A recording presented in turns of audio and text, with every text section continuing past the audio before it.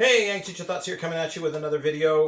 We're going to go ahead and plant one last tray. This is another one of the ones that came in the tumbled boxes. I'm seeing enough broken vegetation in here. I really need to get them spaced out so we don't have any further damage with them. So it is Cascadia's Pitaya. I don't know how to pronounce that. Pitaya, Cascadia's Pitaya. I think that's what it is. Really pretty one. It's a deep pink on the inside, and then it has a limey leaf color around the outside of the petals. So really pretty. So we're going to go ahead and put this one in the ground. And then I think all of the rest of the plant material that we have will be planted by our students when they come in next week. I'm just trying to take care. You can kind of see we have some dead plant material in here and there, and some of the stems are kind of messed up. So I'm just trying to make sure that this is good to go, and it's not going to have an issue over the weekend while we're waiting. Because once you get botrytis set in these guys, it is just a pain to get it out. So we're going to do some cultural practices to keep that from happening. We've got fans circulating the air. We're making sure we're going to separate out our plants. We're removing any dead plant material, as far as leaves or stems or whatnot. Just trying to make sure that there's nothing left around here that's going to be able to harbor a fungal infection. I'm going to be a little bit more selective. The other thing is this petunia feels different. It has a different feel than most petunias. It actually feels just a little bit scratchy. See, there's some of the dead leaves that we've got to get off. You can't have those on there. And I got another one over there that also is really kind of a rough leaf, almost like a sandpapery feel. And regular petunias are almost more of a lettucey feel, or a spinach. Spinach would be the best description of how their leaves feel. And these are just kind of like rough. So if you took spinach and you added scratchy hairs to it, that's what these feel like. So a real different feeling petunia. Some of you may be just saying, well, why does that matter? Well, it doesn't really, honestly. It's just I think it's different. It's weird. When you handle hundreds of thousands of plants and you finally get to one that feels a little bit different, it's just kind of interesting.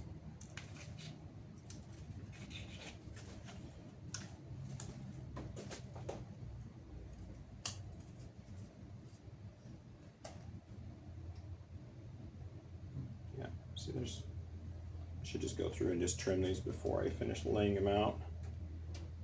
That'll be better. I think it'll go easier. I think I'm going to go back and do that right now. So anything that's damaged, anything that's going to cause a problem, is coming off. And these have had a week or so to recover. So the buds are starting to recover. They're starting to take over. So I can really start to tell which plants are healthy and going to make it, and which plants are not. So that's kind of the nice part about being in this stage and giving them just a chance to rest in the plug trays before throwing them in pots. So here's one of the examples of kind of the damage I was seeing. See how it comes up and it turns 90 degrees? It's not great, but I can't just pinch it off there because there's just not enough plant left on the other side. Okay, we're going to keep going. Get some more out of the plug tray. I did have someone ask me about where I got these plug trays in my video about cuttings. These are something that you would buy at a nursery supply warehouse. But my suggestion for you is to actually go to your local garden center and ask them if they have old plug trays that you could have. Because most nursery centers or garden centers bring their cuttings in plugs, and then they just get a huge massive pile of these trays. And not every community has recycling centers that handle nursery containers, so a lot of times they end up in the trash. So if you can give them another spin around and keep them out of a landfill, that would be a good idea. So go to your local garden center, ask them if they have any plug trays that you can have, and a lot of times they'll say yes. We have a garden center across the river from where I live, and they've got a bin actually in the back, and the bin is in the back of their retail location, and they're like, yeah, take anything you want. And there's random pots, and there's plug trays, and there's flats, and just all sorts of stuff.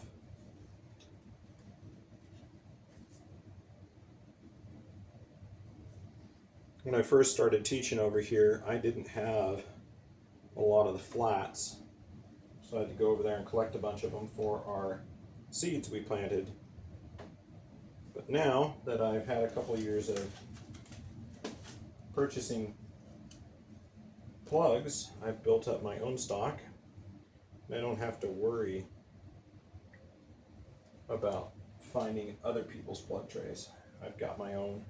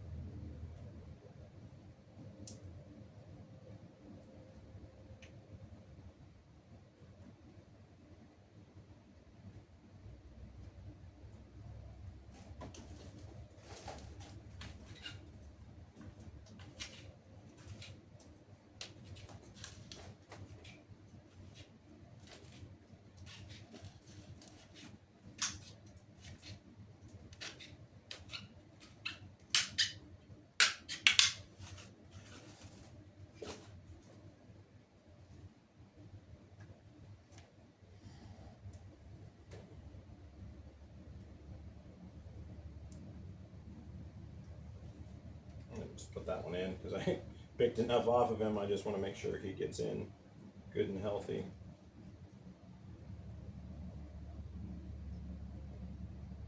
Yep, that's coming off. So on my cutting video I shot the other day, where we were taking cuttings of the cold hardy petunias, I put a call out for questions, but that video was not watched very much. There's a dead one.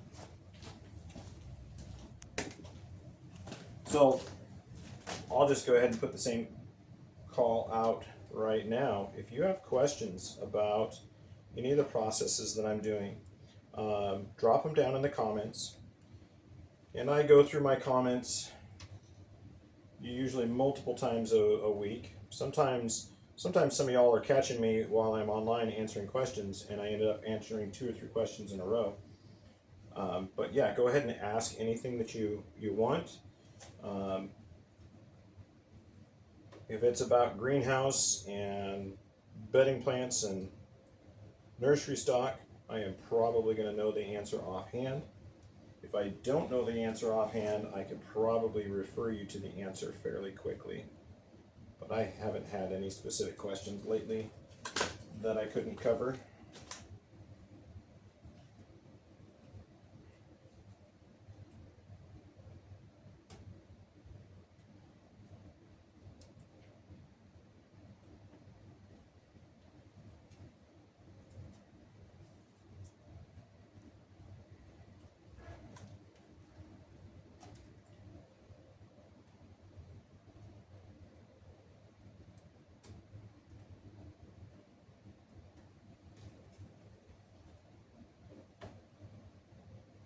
Spin that around from the other side. Yeah, I'm glad I'm doing this because I'm seeing a lot of damaged material that definitely needed to come out.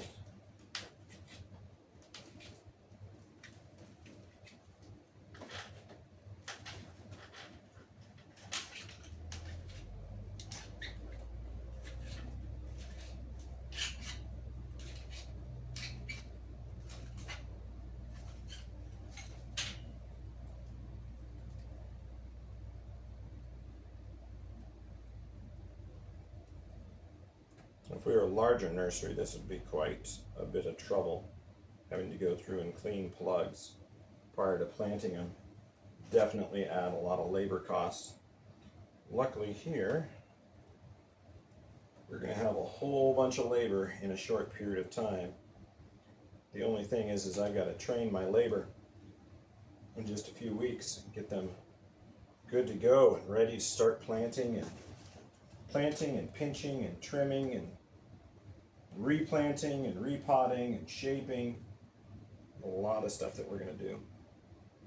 And yes, we will record all of it here, so you get to watch every single bit of it. You won't ever see students. I don't put students in my videos, but I am looking at ways to try to incorporate our lectures and put those online. Kind of twofold.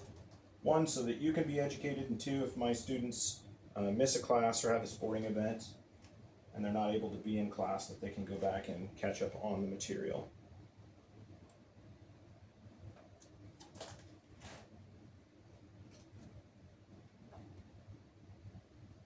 YouTube's just a handy way to do that.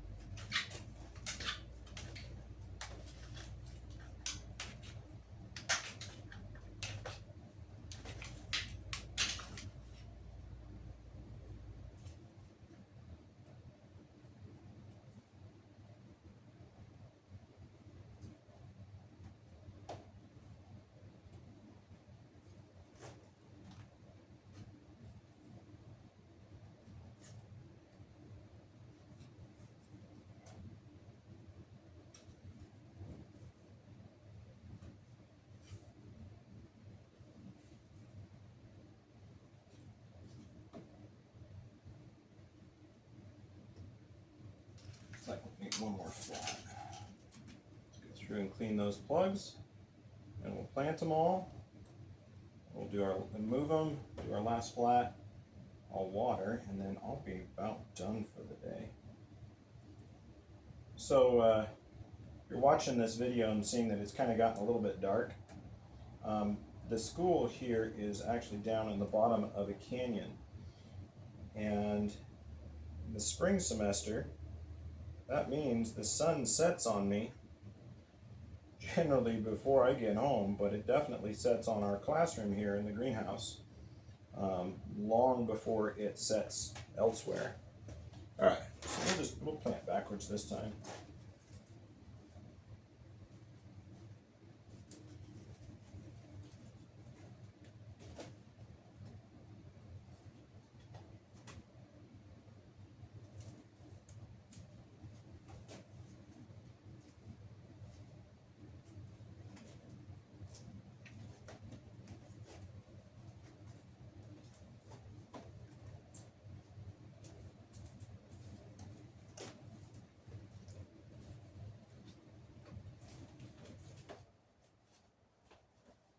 Now, if you're watching this video and kind of wondering how I got so fast and what I'm doing, my main video on my main landing page is how to plant plugs like a professional. I suggest you go to the landing page, watch that video, and follow along. I do a lot of close-up shots on that one and explain kind of where I'm placing my hands, what I'm doing with them as I'm going through, and how you can replicate the same thing when you're planting plants to save yourself a bit of time. And you know, if you don't get it down, don't worry. I've done this probably a couple 100,000 times. It's just right now we're doing it on a little bit of a smaller scale rather than the big commercial scale that I used to do. That's all right. We'll get there.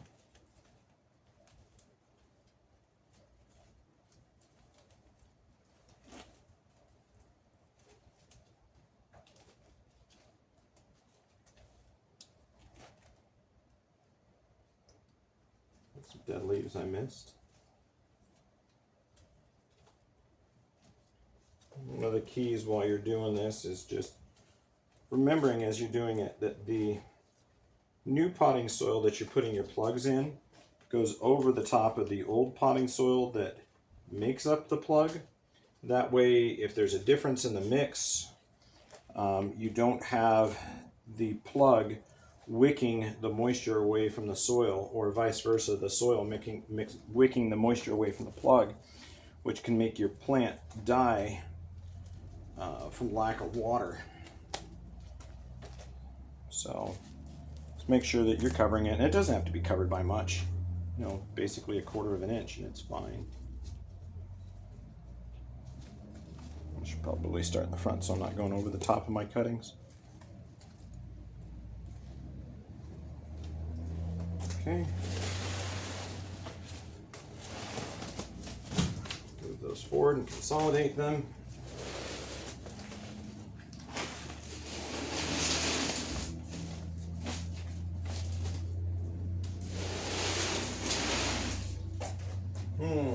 Probably 2 more flats there.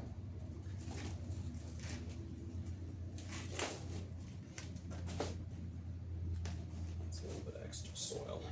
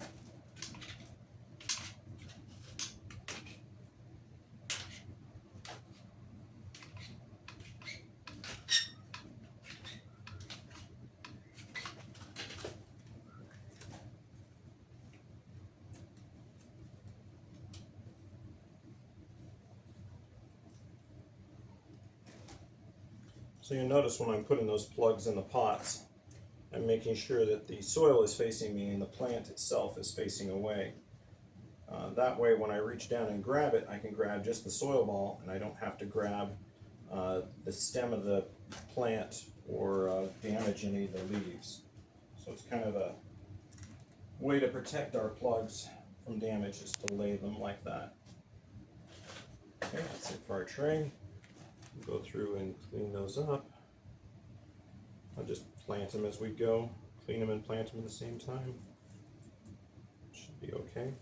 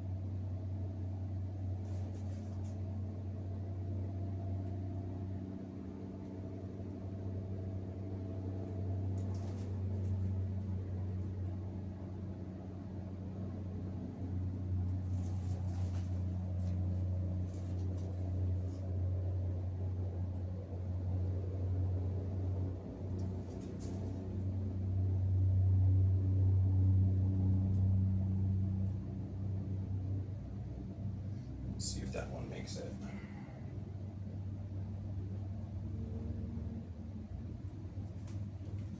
All right, there you go. That was Cascadia's Pitaya. Got those all planted. Just have to add the tags. And then we'll be done with those for the year. Well, I mean, we'll be done with those for a few weeks.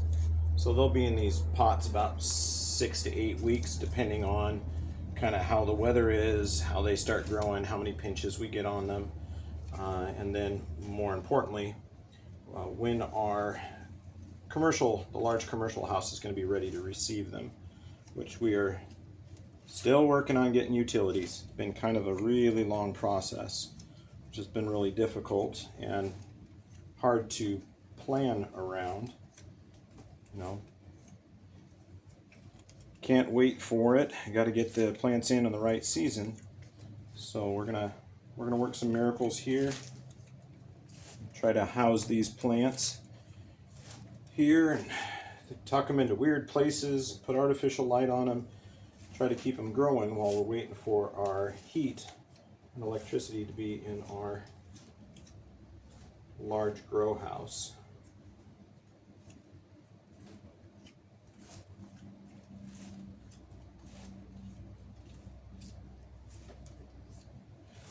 Find the other batch of tags.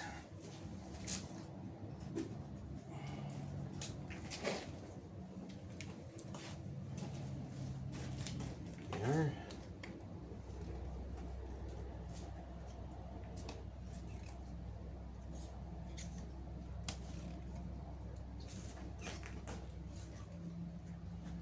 This was one of the other ones I was really worried about. Just trying to make sure that it didn't die on us while we were waiting for our crew to be ready to take care of them.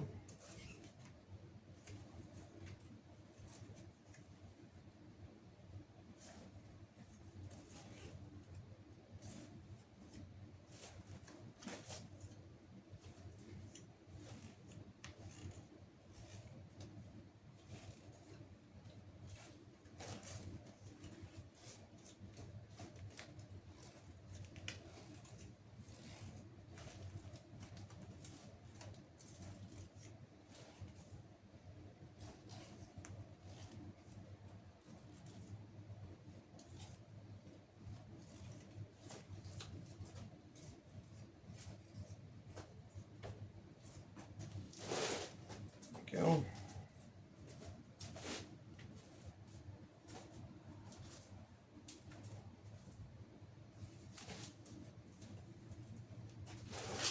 All right, we'll get some water on those. And there you go. Anyway, hope you enjoyed. Hope you learned something. Ag Teacher Thoughts out.